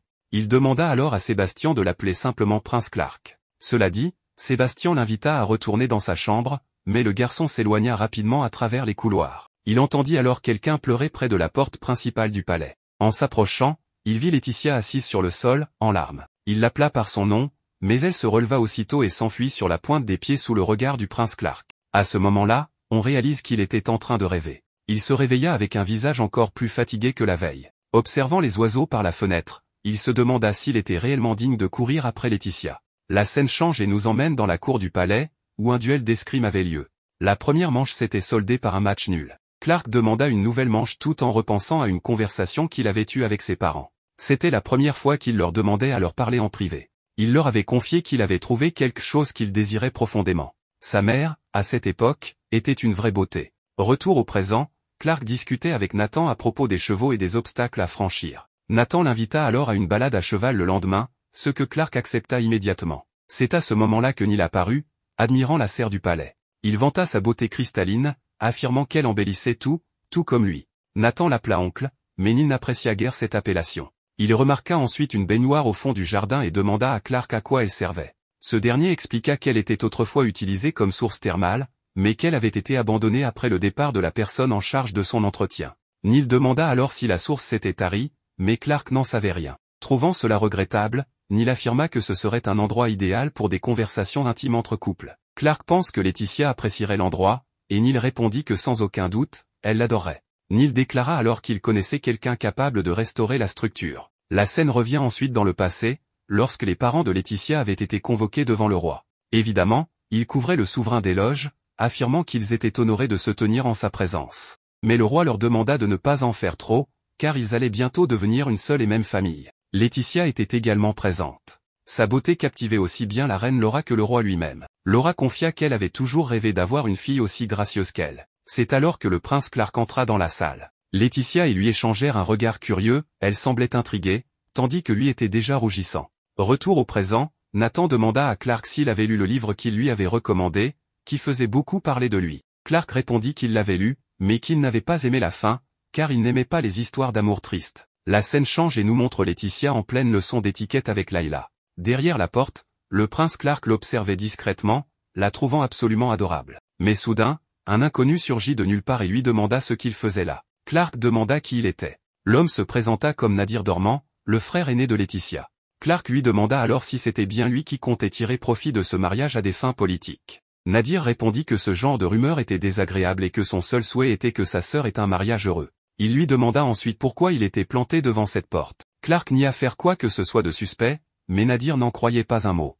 Retour au présent, Clark disputait une partie intense d'échecs contre Nathan. Après 3 jours à réfléchir à un coup, il se fit finalement mettre en échec et mat. Nathan proposa alors à Nadir de jouer une partie. Ce dernier précisa qu'il ne savait pas jouer à la légère et laissa Nathan choisir sa couleur. Nadir prit les pièces noires. Nathan déclara que les manipulateurs ne survivaient pas longtemps sur l'échiquier, ce à quoi Nadir répondit que ceux qui avaient bon cœur ne savaient pas y jouer. De son côté, Neil affirma que, tout comme l'amour et la musique, les échecs rendaient les gens heureux et constituaient un excellent passe-temps. Clark ajouta que lorsqu'on protégeait ces pièces, elles nous protégeaient en retour. Retour dans le passé, c'était la panique au château, car Laetitia avait disparu. Clark courut jusqu'à la serre, où, au milieu des fleurs, on pouvait entendre des sanglots. Cachée derrière les buissons, Laetitia pleurait à chaudes larmes. Clark l'appela pour la convaincre de retourner au château, mais elle secoua la tête. C'est alors que Nadir apparut et que Laetitia se précipita dans ses bras. En pleurant, elle déclara que tout le monde ici lui faisait peur et qu'elle voulait rentrer chez elle. Nadir lui assura qu'il l'emmènerait avec lui pour aujourd'hui, mais qu'à partir du lendemain, elle devrait assumer ses responsabilités. Sur ces mots, il partit emportant Laetitia dans ses bras. Le lendemain, alors que le soleil brillait, Clark ouvrit sa fenêtre et laissa les oiseaux se poser sur ses épaules. En regardant à nouveau dehors, il se remémora le passé. À cette époque, cela faisait déjà 5 ans que Laetitia suivait ses leçons pour devenir reine. Mais chaque jour qui passait, elle perdait un peu plus de sa vitalité, au point de ne plus sourire la bouche ouverte. Tout cela pour qu'elle devienne une demoiselle exemplaire. Clark trouva cela insoutenable, il voulait que Laetitia continue à sourire. Nadir, intrigué, demanda pourquoi il avait été convoqué. Clark lui expliqua qu'il voulait lui poser une question, puisqu'il connaissait bien Laetitia. Il voulait savoir ce qu'il pouvait faire pour la rendre plus heureuse. Nadir lui répondit qu'un cadeau ferait sûrement plaisir, comme des biscuits faits maison. Plus tard dans l'après-midi, alors qu'ils discutaient, le prince Clark offrit son présent à Laetitia. Elle le remercia poliment, et Clark lui confia avoir demandé à ce qu'on lui achète les biscuits les plus délicieux du royaume. Laetitia répondit qu'elle avait hâte d'y goûter, mais elle ne laissa aucune ouverture pour prolonger la conversation. Elle était froide, comme un mur, et cela mit Clark mal à l'aise. Par la suite, il confia à Nadir que Laetitia n'avait même pas ouvert son cadeau. Mais Nadir le rassura, elle l'avait emporté chez elle et l'avait mangé avec appétit. Clark chercha alors à comprendre pourquoi elle le traitait avec autant de formalité. Nadir lui expliqua que si Clark voulait se rapprocher d'elle, il faudrait qu'ils arrêtent de s'appeler par des titres formels. S'appeler par leur prénom serait un premier pas. La scène se transporta dans les jardins du palais, où Clark se promenait avec Laetitia. Il lui expliqua que les roses étaient des fleurs très spéciales pour le royaume, symbole de liberté et de paix, tout en lui glissant un compliment sur sa beauté. Mais Laetitia resta impassible. Clark tenta alors une autre approche, il lui rappela que, lorsqu'ils seraient mariés, ils deviendraient mari et femme, et donc égaux. Mais Laetitia rétorqua que cette logique ne s'appliquait qu'aux familles ordinaires. Elle lui demanda s'il ne voyait pas la différence entre un roi et une reine. Clark lui affirma qu'ils avaient la même importance, et il lui demanda donc de l'appeler simplement Clark. Mais Laetitia, ayant été élevée dans la rigueur des traditions, refusa. Son comportement devait servir d'exemple à la noblesse et au peuple. Elle lui demanda alors si c'était un ordre, mais Clark précisa que ce n'était qu'une requête. Finalement, elle accepta de l'appeler Prince Clark, mais seulement après avoir reçu l'autorisation nécessaire. Dans le présent, Clark demanda à Nadir ce que Laetitia pensait de lui. Nadir, honnête, lui répondit qu'elle n'avait aucun intérêt pour lui. Elle savait qu'il était son fiancé et le prince, mais il craignait qu'elle ne se souvienne même pas de son visage. Clark voulut savoir si elle le détestait, mais Nadir lui expliqua qu'elle ne ressentait absolument rien pour lui, ni amour, ni haine, ni colère. C'était comme si Clark n'existait pas. Nadir poursuivit en révélant qu'il cherchait seulement à se rapprocher de la royauté, et que le moyen le plus rapide pour y parvenir était de faire en sorte que Laetitia épouse Clark. L'incident du bal avec Brianna et Clark était une idée de Nadir. Il avait tout orchestré en sachant parfaitement comment Laetitia réagirait. Il savait qu'elle dirait un tas de choses et lui avait donc interdit d'annoncer officiellement l'annulation des fiançailles. Cela permettrait de réveiller sa véritable personnalité. Et tout s'était déroulé comme prévu. Désormais, Laetitia commençait enfin à voir Clark comme une personne. Plus tard, ils se rendirent au village pour ramener Laetitia. Pour lui échapper, elle s'enfonça dans la forêt pour manger des fraises sauvages. Une fois qu'elle partit, Clark tenta d'en manger à son tour, mais elles étaient terriblement amères. Un peu plus tard, Clark profitait du soleil quand Nadir arriva pour le presser, il devait aller parler à Laetitia. Mais avant cela, Clark ordonna à Nadir de construire une rivière dans les jardins du palais. S'ensuivit la fameuse scène où Laetitia tomba sur Clark. Puis la scène bascula sur le village. Clark, frustré, marmonnait que la vie était injuste. Nadir pouvait admirer une Laetitia souriante et radieuse simplement parce qu'il avait eu la chance de naître comme son frère. Il demanda alors s'il pouvait réellement la ramener chez eux. Nadir confirma, mais suggéra que Clark tente de la capturer lui-même. C'est ainsi que se produisit la scène où Clark attrapa Laetitia alors qu'elle tentait de s'enfuir. De retour au présent, Laetitia s'était remise à sourire, tout cela grâce à Nadir. Son plan se déroulait comme prévu, il avait sélectionné les bonnes personnes pour qu'elle se trompe, organisé le bal, orchestré son retour au village. Maintenant, il ne restait plus qu'une étape, que Clark mette un enfant en elle. Clark, cependant, répondit que cela ne se produirait que lorsque Laetitia le souhaiterait, donc après le mariage. Ainsi, le grand plan de Nadir, qui espérait devenir l'oncle du futur roi, allait encore devoir attendre quelques années.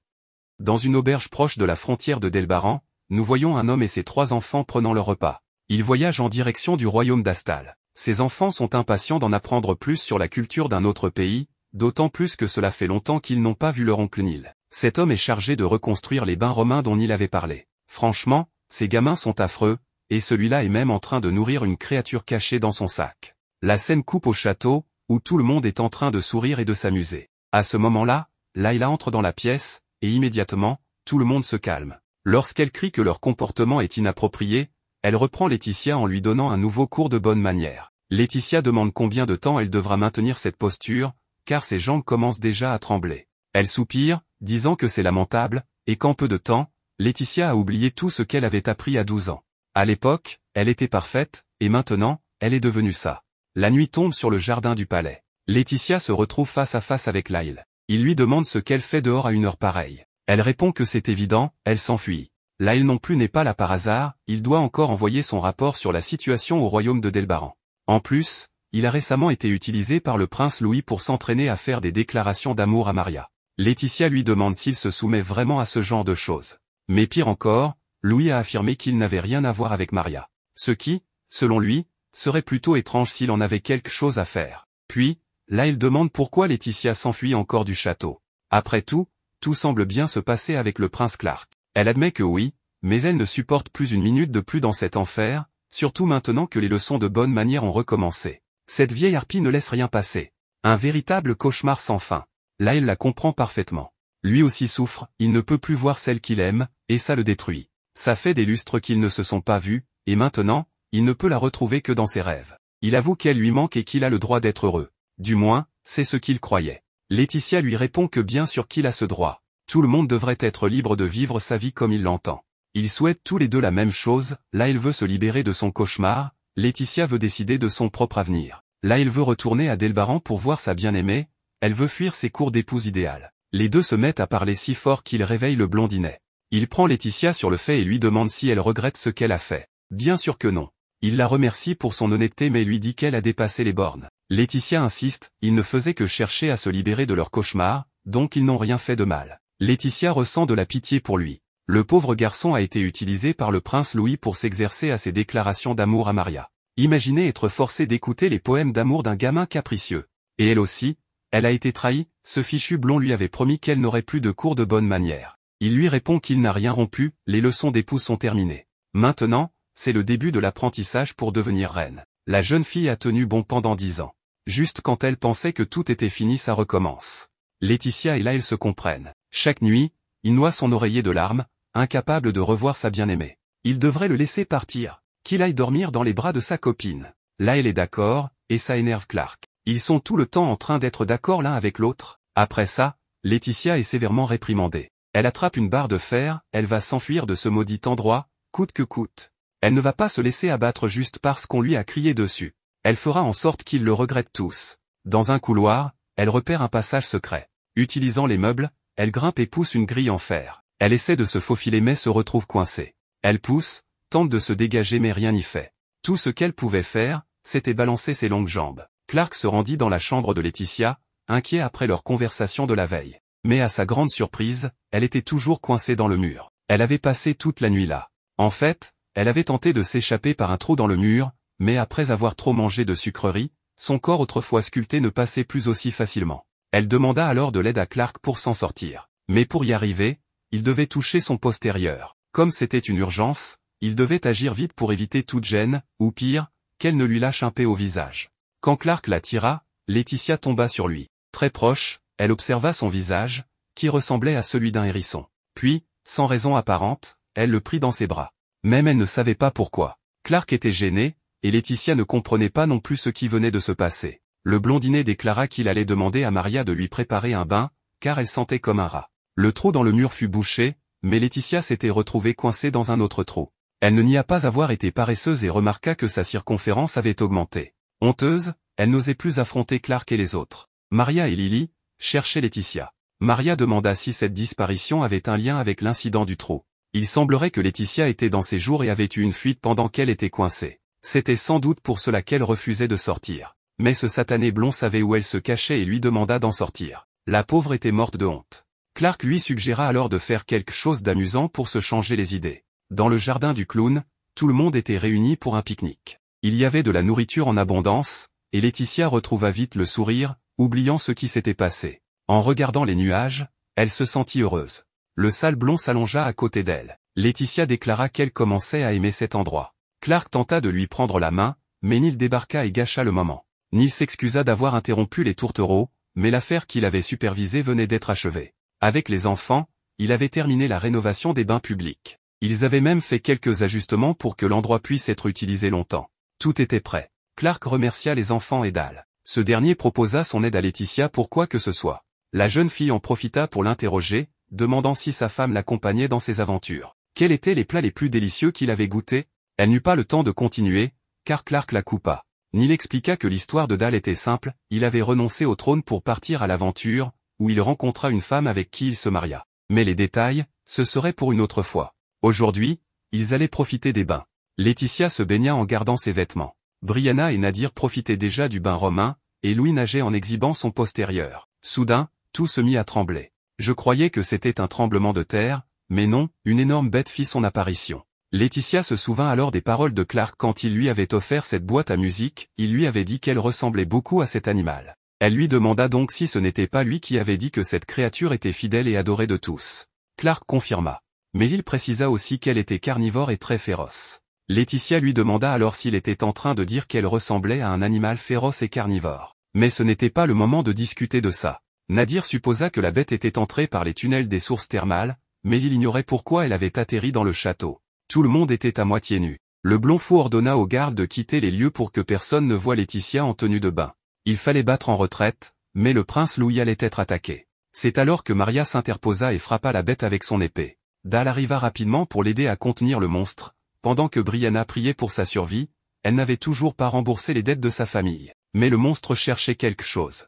Un des gamins avait volé son petit. Une fois le bébé rendu, tout rentra dans l'ordre. Après tout ce chaos, Laetitia parlait encore avec le satané blond. Layla s'approcha et lui demanda si elle avait récupéré son énergie après l'incident. Laetitia répondit que oui et ajouta qu'elle voulait planter des fleurs de saison pour créer un jardin qui rendrait les gens plus heureux. Il y avait beaucoup de choses qu'elle voulait faire et beaucoup de choses qu'elle souhaitait apprendre de Layla.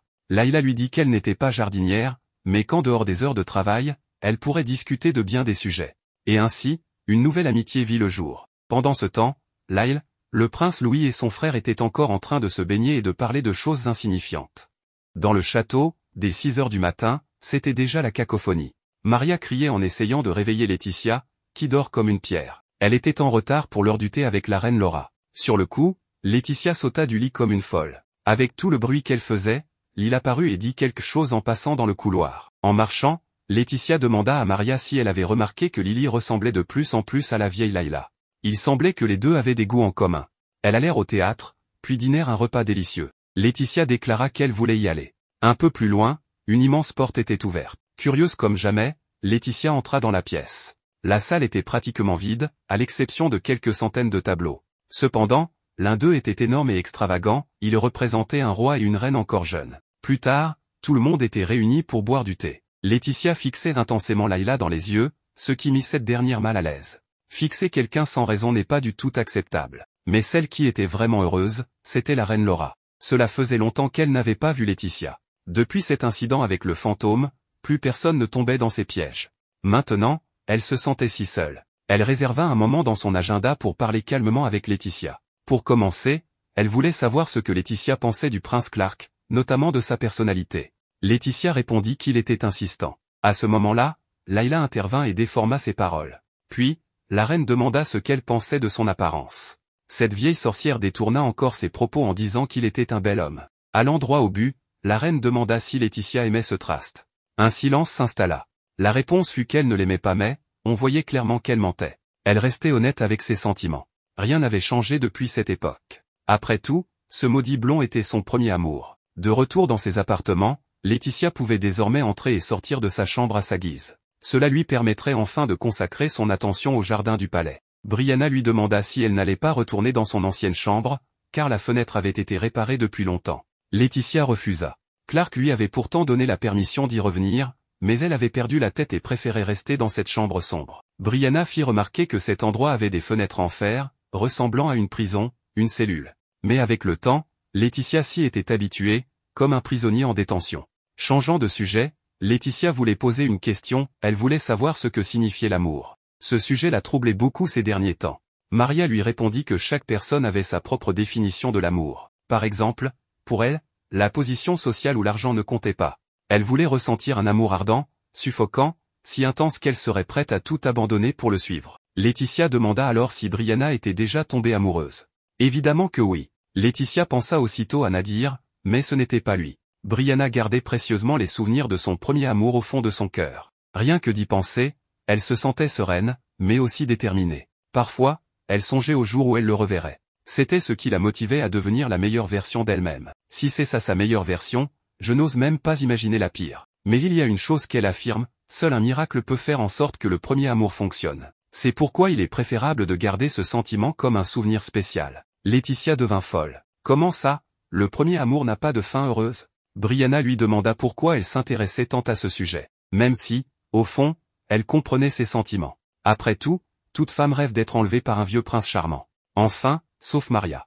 Elle préférait être kidnappée par un épéiste aux bras musclés. Cette nuit-là, Laetitia n'arrivait pas à dormir. Elle ne cessait de penser à l'amour. Après tout, l'amour est bien trop compliqué. En observant la petite boîte à musique, son cœur se remplit de joie. Dans cette nuit froide, sans électricité, dans sa chambre exiguë, elle se mit à danser. À un moment donné, elle se souvint de ce visage, celui de ce rat blond. Son cœur s'accéléra. Le lendemain, elle observait encore une fois ce tableau immense et extravagant.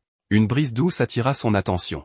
En regardant le balcon, elle aperçut un magnifique arbre qui lui rappela des souvenirs du passé. Ce jour-là, elle avait désobéi à son père et s'était aventurée jusqu'à un immense arbre. S'accrochant aux branches, elle grimpa jusqu'au sommet. La vue d'en haut était à couper le souffle, et l'odeur sucrée des pétales l'endormit sur une branche. De retour au présent, Laetitia courait, désespérée, tandis que des éclairs de mémoire traversaient son esprit. Clark était apparu et lui avait dit de faire attention.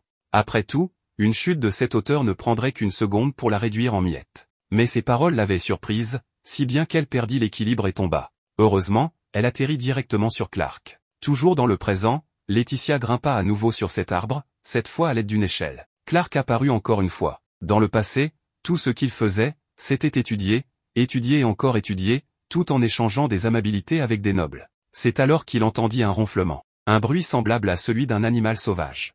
Mais ce n'était que Laetitia, en train de faire une sieste sur l'arbre. Clark, tentant de la réveiller, la fit tomber. Mais cette fois, elle atterrit dans ses bras.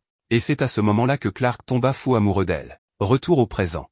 La folle de Laetitia décida simplement de sauter d'en haut, enfin, parce que de bas en haut, ce serait compliqué. Et vous savez pourquoi? Parce qu'elle savait que Clark la rattraperait dans ses bras. Elle venait enfin de se souvenir de tout, de leur jeu dans ce champ fleuri. Ce jour-là, Clark lui avait demandé d'être sa fiancée. Et Laetitia, avec toute son innocence, avait accepté. Mais aujourd'hui, cet endroit n'est plus couvert de fleurs. 10 ans ont passé depuis ce jour-là. Depuis qu'il avait rencontré Laetitia, le monde de Clark s'était illuminé et était devenu radieux. Son sourire éclatant avait changé les couleurs de sa vie. À l'instant où elle était tombée de l'arbre, ce fut le coup de foudre. Son cœur se remplit du plus sincère des sentiments. Laetitia fut son premier amour. Elle déclara qu'elle s'était jurée, du fond du cœur, de n'épouser que celui qu'elle aimerait vraiment. C'est pourquoi elle veut épouser ce maudit prince. Elle le remercia de ne jamais avoir abandonné. Comme d'habitude, les préparatifs d'un mariage sont extrêmement compliqués. Laetitia est bombardée de questions sur les invités, la couleur de sa robe, ses demoiselles d'honneur, les invitations, la décoration et bien d'autres détails. Submergée par tout cela, elle n'a qu'une envie, fuir. De son côté, le prince Clark ne se sent pas plus à l'aise. Même s'il affiche un visage impassible, il est tout aussi submergé par les préparatifs. Entre les tenues de la garde royale, les invités royaux venus d'autres royaumes et toutes les responsabilités qui pèsent sur lui, son seul désir est de s'échapper. Laetitia, fidèle à elle-même, décide alors de fuir la situation. Pendant ce temps, Clark a une conversation avec son père, le roi, qui lui conseille de prendre les choses avec plus de sérénité, voyant à quel point il est stressé. Amusé, le roi lui demande si Laetitia croit toujours qu'elle pourra un jour s'échapper. Clark, quant à lui, pose une question surprenante à son père, a-t-il déjà rêvé de vivre une vie simple, loin des obligations royales, dans une petite maison à la campagne, en cultivant la terre aux côtés de la personne qu'il aime? Malheureusement pour lui, là il a entendu toute cette conversation et en tire des conclusions hâtives, le prince Clark aurait décidé d'abandonner son trône pour fuir avec Laetitia. Choqué par cette révélation, là il se précipite pour en parler au prince Louis. Louis, sceptique, le met en garde, si c'est un mensonge ou une mauvaise interprétation, là il pourrait en payer le prix de sa tête. Mais là il est sûr de ce qu'il a entendu, alors Louis décide d'aller en parler à Maria. Pourquoi Maria? Parce qu'elle est chargée de veiller sur Laetitia. S'il s'avère que Laetitia va quitter le royaume, elle n'aura plus de rôle. Louis lui propose alors d'acheter sa liberté, car il éprouve des sentiments pour elle. Gêné, il le dit en bégayant, mais Maria est bien plus préoccupée par Laetitia et le prince que par ses propres intérêts. Maria se rend donc chez Lily, qui est elle aussi stupéfaite par cette nouvelle. Elle ne s'attendait pas à ce que le prince prenne une décision aussi radicale. Les deux femmes décident alors d'aider leur maître, notamment en leur trouvant de l'argent. Et si la seule solution était de voler certains trésors du royaume pour financer leur fuite? Ainsi, la rumeur continue de se propager et de se transformer. Lily finit par aller voir Brianna pour lui demander conseil. Elles ne peuvent parler à personne d'autre, et elles doivent trouver un moyen pour que Laetitia et Clark puissent fuir juste après la cérémonie. Brianna, cherchant une solution, se tourne alors vers Isabella et Catherine, les deux commères proches de la reine, pour évidemment lui demander son aide afin qu'il y ait une issue permettant à tout le monde de s'échapper. Et concernant l'histoire de l'argent, ils sont censés voler un collier très précieux dans le royaume. C'est alors que Nadir remarque quelque chose d'inhabituel chez Lily. Bien sûr, Isabelle et Catherine ne pouvaient pas garder le silence et vont raconter l'histoire à Neil, qui se méprend et pense que le collier que le prince voulait soi-disant voler pour s'enfuir était en réalité celui offert par le royaume d'Elbaran à Astar en signe d'amitié. Il n'était donc pas très content de cela. À ce stade, tout le monde commence à confondre les rumeurs, chacun pensant parler d'autre chose. Puis, Brianna tombe sur Nadir, qui devine qu'il se passe quelque chose. Il l'empêche de fuir et lui demande ce qui se passe, mais Brianna garde le secret et ne dit rien. Ensuite, on voit Neil aller interroger son neveu, le prince Nathan, au sujet du collier et des intentions du prince Clark. Mais la situation devient encore plus confuse. Puis, on retrouve Maria et Lily, qui ont décidé d'aider leur maître du mieux qu'elles peuvent pour qu'ils puissent être heureux et vivre leur relation en paix. Elles prétendent même avoir tout arrangé pour que leur plan d'évasion fonctionne. Même Layla finit par entendre parler des rumeurs grâce à Catherine et Isabella. Elle n'est évidemment pas ravie, car elle a mis énormément de temps à enseigner tout ce qu'il fallait à Laetitia et au prince pour qu'ils puissent gouverner correctement. Et maintenant, ils veulent fuir le royaume et abandonner leurs responsabilités royales. Bouleversée, Layla raconte tout en pleurant à Sébastien, qui se met aussi à pleurer, car son seul but dans la vie est de servir le prince Clark, qui allait devenir roi. Pendant ce temps, Laetitia est enfermée dans sa chambre, très calme, constatant que tout est silencieux dans le château. Elle réalise qu'elle pourrait vraiment s'échapper si elle le voulait. Brianna annonce alors que tout est prêt. Mais voilà que tout le monde finit par apprendre la rumeur. Même Nadir, qui l'a su par Neil, arrive dans le grand salon où tout le monde est réuni. Nadir décide alors de mettre les choses au clair en demandant à la première personne ayant entendu la rumeur de parler. Léla prend alors la parole et dit qu'elle a entendu que le prince Clark allait abandonner le royaume pour fuir avec Laetitia. Pendant ce temps, Clark et Nathan se tiennent devant le roi et la reine. Il semble que le roi laisse Clark prendre sa propre décision. Soudain, Laetitia fait une entrée fracassante, furieuse contre Clark. Elle lui crie dessus, affirmant que le Clark dont elle est tombée amoureuse ne ferait jamais quelque chose d'aussi lâche que de fuir. Il lui avait promis de protéger son peuple. Elle lui lance même la boîte contenant l'animal qu'elle avait reçu d'Elbaran. Clark, en réalité, est ravi d'entendre Laetitia dire qu'elle est amoureuse de lui. Il lui propose alors de discuter calmement. Le roi et la reine tentent aussi de la calmer. En réalité, la conversation entre le roi et Clark portait sur une toute autre question. Clark se demandait s'il n'aurait pas préféré vivre paisiblement avec la personne qu'il aime. Il aurait été prêt à tout abandonner pour Laetitia, et le roi l'aurait soutenu. Mais Clark veut avant tout être un bon roi, surtout pour Laetitia. Finalement, tout cela n'était qu'un énorme malentendu. Laetitia, gênée, s'enfuit en courant. Tout se calme et on assiste alors aux préparatifs du mariage de Laetitia. Pauvre d'elle, Lily et Maria ne lui laissent aucun répit. Puis, arrive le moment émouvant, Catherine, Isabelle et Brianna l'aident à enfiler sa robe. Laetitia prend le bras de son père et avance vers l'autel sous le regard de tous ses amis, des princes des autres royaumes et de sa famille. En arrivant devant Clark, il lui dit qu'elle est magnifique. Laetitia lui répond qu'il est aussi resplendissant. Ils s'embrassent et, pour finir, Laetitia brise une fois de plus le 4e mur en regardant la caméra et en disant qu'elle ne peut plus s'échapper.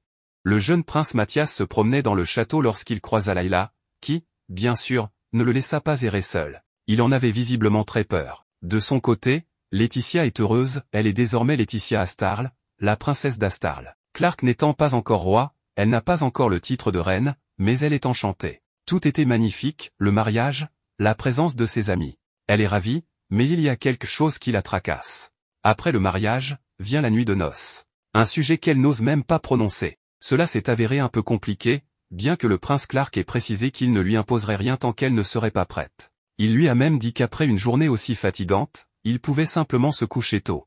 Mais lorsqu'il a vu Laetitia allongée, complètement emmitouflée sous ses couvertures, il a compris qu'elle n'était pas du tout prête pour quoi que ce soit. Ce fut un moment assez gênant pour elle. Puis, Brianna arrive avec des tenues de nuit très légères et transparentes, idéales pour une première nuit en tant que couple marié. Mais Laetitia refuse catégoriquement de porter quelque chose d'aussi provoquant, ou indécent, selon ses termes. Brianna ne comprend pas pourquoi, après tout, ils sont mariés, mais Laetitia reste campée sur ses positions.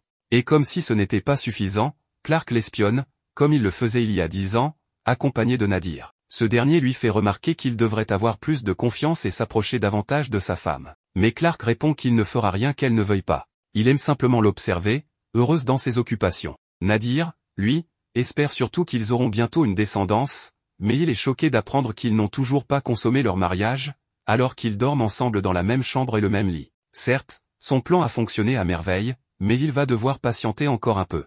Pendant ce temps, Louis débarque dans la chambre de Laetitia pour la taquiner, comme toujours. Elle l'attrape et se met à le taquiner à son tour. Brianna et les autres trouvent qu'il ressemble à un frère et une sœur. Laetitia, en l'observant, avoue qu'elle aurait toujours aimé avoir une petite sœur, et elle décide alors, avec l'aide des autres filles, de transformer Louis en princesse. Sa dignité en prend un sacré coup. De son côté, Brianna tente de vendre ses vêtements de nuit transparents à tout le château. Elle insiste aussi pour que Laetitia en achète, car tout le monde rêve de ressembler à la princesse d'Astar. Mais Laetitia refuse encore une fois, c'est alors que le prince Clark intervient et demande 10 tenues. Laetitia lui dit immédiatement qu'elle n'emportera aucune et chasse tous les hommes de la pièce. Clark ne voulait pas partir sans avoir fait son choix, mais il n'a pas eu le dernier mot. Pendant ce temps, le prince Mathias observe un tableau représentant Clark et Laetitia. Il affirme qu'il va s'occuper de tout et semble se préparer à un voyage. Mais bientôt, tout le château est en alerte, Mathias a disparu. Layla, aidée par des servantes, le cherche partout. Laetitia, Lily et Maria se joignent aux recherches. Tout le monde est inquiet, finalement, Laetitia a une intuition et se rend à la serre, où elle trouve Mathias. Il est un peu effrayé et refuse d'expliquer ce qu'il fait là ou pourquoi il s'est caché. Mais Laetitia lui dit que tout le monde est inquiet pour lui. Et en plus, elle était seule, donc elle pouvait lui raconter ce qu'elle voulait. Elle s'assit à côté de lui, puis commença à lui raconter une histoire, celle de leur affrontement contre Milhow. Eh bien, une fois que Mathias fut un peu plus calme, il put tout lui raconter. Le prince Clark lui avait montré que la boîte à musique de Milhow, qu'il avait offerte à Laetitia, était cassée. Rappelons que Laetitia l'avait jetée lorsqu'elle avait cru que Clark ne voulait plus être roi et allait briser sa promesse. En entendant que Laetitia serait triste ou que son propre frère Clark serait attristé s'il ne trouvait pas un artisan pour la réparer, Mathias décida de prendre la boîte et de l'emmener à un artisan. Mais il ne put pas aller bien loin, car des adultes l'effrayèrent et il se cacha. Bien sûr, Laetitia trouva cela adorable et l'enlaça si fort qu'elle aurait pu l'étouffer. Plus tard dans la nuit, Clark arriva également à la serre. Il entra et trouva Laetitia et Mathias endormis. Tout le monde était heureux, y compris les serviteurs et les autres, car ils l'avaient retrouvé sain et sauf. Laetitia se réveilla dans ses appartements, dans son lit, et demanda ce qui était arrivé au prince. Clark lui répondit qu'il dormait aussi dans ses appartements. Laetitia le regarda, voulut dire quelque chose, balbutia, puis affirma qu'elle dormirait mieux maintenant. Mais ensuite, elle se fâcha contre elle-même, se leva, embrassa le prince Clark sur la joue et se retourna pour dormir. Cependant, le prince s'approcha d'elle, l'enlaça et se mit à rire, disant que ces derniers moments passés ensemble avaient été très amusants. Laetitia, un peu irritée, lui dit qu'il ne devait pas rire de ça. Mais ensuite, ils se regardèrent dans les yeux et s'embrassèrent. La situation devenait un peu intense, et Laetitia n'était visiblement pas prête pour cela. Elle lui dit qu'elle pourrait exploser à cause de lui, alors elle le repoussa et déclara qu'il devait dormir. Clark n'eut donc pas d'autre choix. Par la suite, on voit une Laetitia profondément endormie, complètement détendue et ronflant légèrement, tandis que le prince Clark, lui, ne trouvait pas le sommeil. Puis, on découvre que le prince Clark avait réussi à réparer la boîte à musique de Milhow et la rendit à Laetitia. Tous deux étaient enchantés et commencèrent à danser, jusqu'à ce que Laetitia pousse le prince Clark, lui disant que ce n'était pas digne d'eux et qu'il devrait faire autre chose. Ils partirent alors à cheval à travers tout le château, rencontrant toutes les personnes qui étaient devenues leurs amis et les avaient accompagnés dans cette aventure. Arrivés à la fin de leur course, leurs chevaux se croisèrent et ils s'embrassèrent.